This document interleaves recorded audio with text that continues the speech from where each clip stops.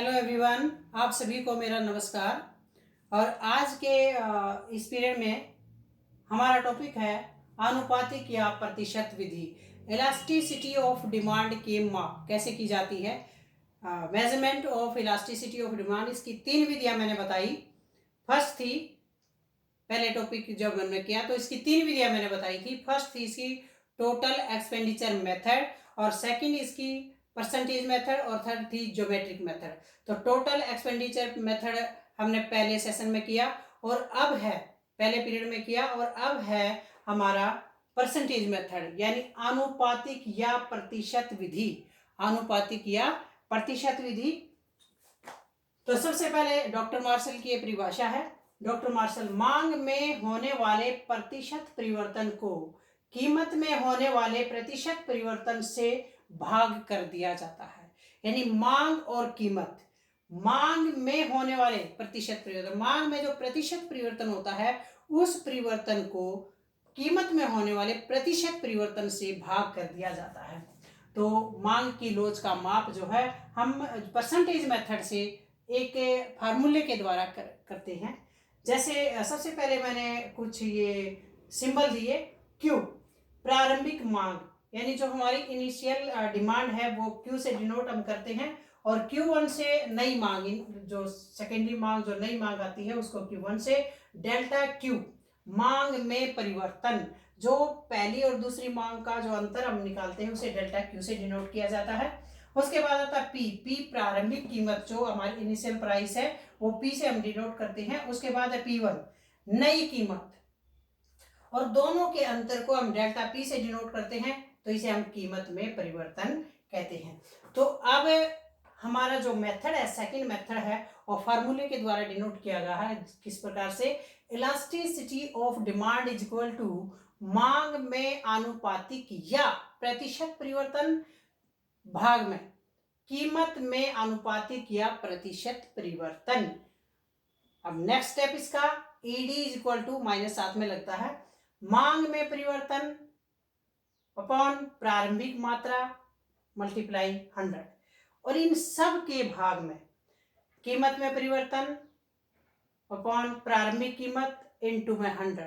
जब इसे हम उल्टेंगे तो 100 से 100 ऊपर दोनों आपस में भाग में है, तो ये दोनों कट जाएंगे। मांग में परिवर्तन यानी Q जो हमारी फर्स्ट मांग है, सेकंड मांग है, सेकंड मांग है Q1 में से हमने क्या माइनस किया है, फर्स्ट मांग Q माइनस कर दी, और भाग में प्रारंभिक मांग से ही इसको भाग दे दिया। फिर है P1 सेकंड जो प्राइस है उसमें से प्रारंभिक यानी इनिशियल प्राइस को माइनस कर देंगे और इनिशियल प्राइस से भाग दे देंगे।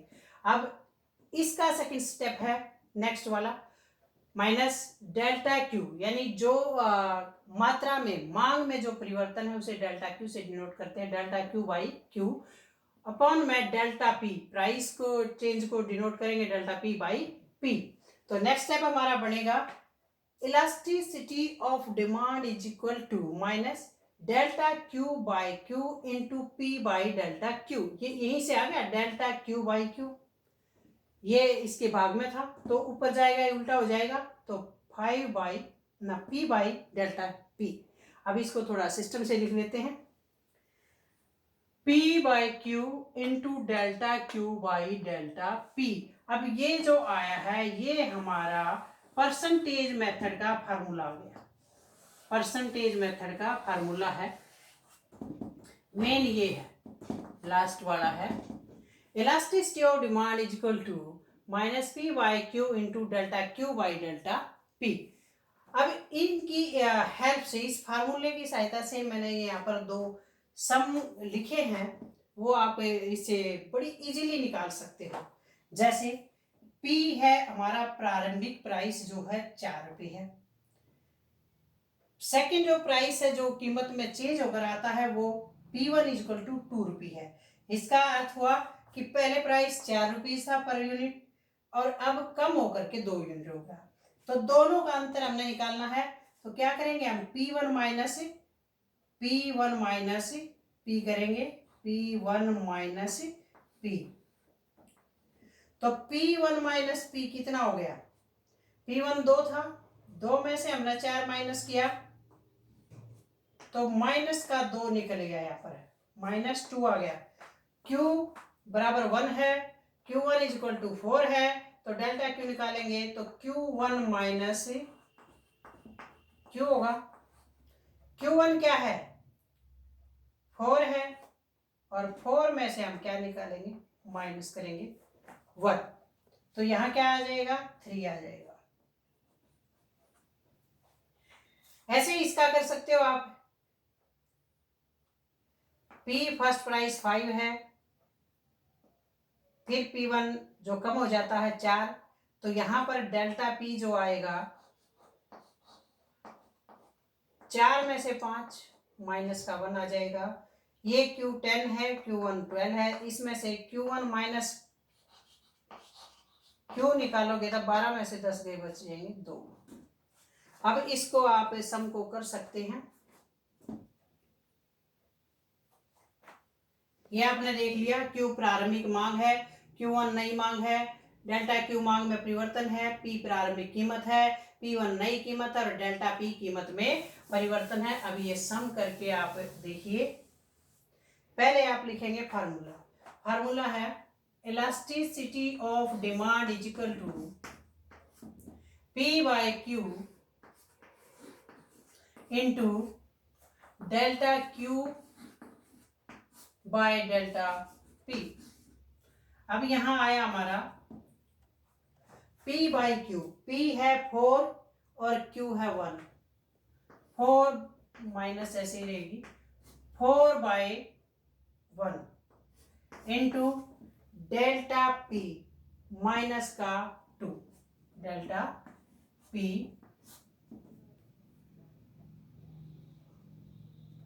पहले डेल्टा Q आएगा। डेल्टा Q इसमें देखो 4 माइनस 1 3 बच गया, 3 by delta P is equal to -2 के बराबर है, -2 के बराबर है। अब देखेंगे यहाँ पे 2 1 जा 2, 2 2 जा 4, 3 इंटू 2, ये भी माइनस का माइनस है, इंटू में -2 3 6 है, माइनस माइनस प्लस है। तो इलास्टिसिटी ऑफ डिमांड कितनी आई? 6 आई। 6 का मतलब क्या है? Elasticity of demand is greater than 1, इकाई से अधिक है, इकाई से अधिक।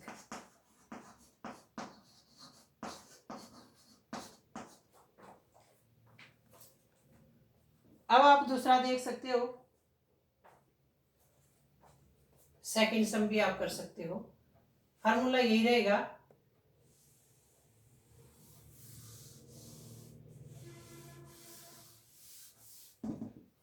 अब इसमें देखिए P बाई Q है, P बाई Q है। P कितना है इसमें? P है 5 यानी 5। Q कितना है? 10 है, इंटू अब डेल्टा Q आएगा पहले, डेल्टा Q कितना आया था? 2 बाई, और डेल्टा P कितना आया है? 4 माइनस 5 यानी -1।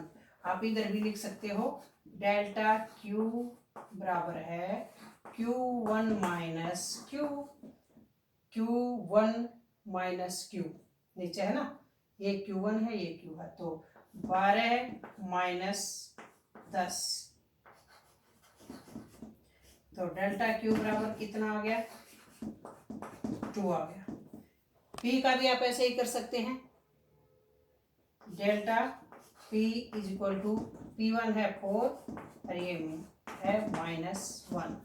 अब इसको आप काट लीजिए, 5 1 जा 5, 5 2 जा 10, 2 1 जा 2, तो माइनस और -1, तो elasticity of demand is equal to 1, इकाई लोच, इकाई लोच, मांग की इकाई लोच यानी यूनिटी के बराबर, यूनिट के बराबर आती है। Elasticity of demand is equal to 1। तो वेरी वेरी सिंपल मेथड है, और एग्जाम में ये 6 मार्क्स में आ जाता है। तो फिर देख लीजिए, सेकंड मेथड है ये इलास्टिसिटी ऑफ डिमांड का मापने का। आनुपातिक या प्रतिशत विधि, प्रोपोर्शन या फिर परसेंटेज मेथड इसे आप बोल सकते हो। डॉक्टर मार्शल के अनुसार इसकी डेफिनेशन है, मांग में होने वाले प्रतिशत परिवर्तन को कीमत में होने वाले प्रतिशत परिवर्तन से ही इसको भाग दिया जाता है, उसके बाद ये फार्मूला आता है। और इस फार्मूले के अकॉर्डिंग हम कोई भी सम जो हमें मिलता है उसे हम सोल्व कर सकते हैं। तो इसका फार्मूला है elasticity of demand is equal minus bracket में है P by Q into delta Q by delta P। तो ये second measurement of elasticity of demand का सेकंड मेथड था आनुपातिक विधि या प्रतिशत विधि, मांग की लोच को मापने की सेकंड जो विधि है प्रतिशत विधि। तो ये आपको अच्छी तरह समझ आ गई होगी। Thank you very much.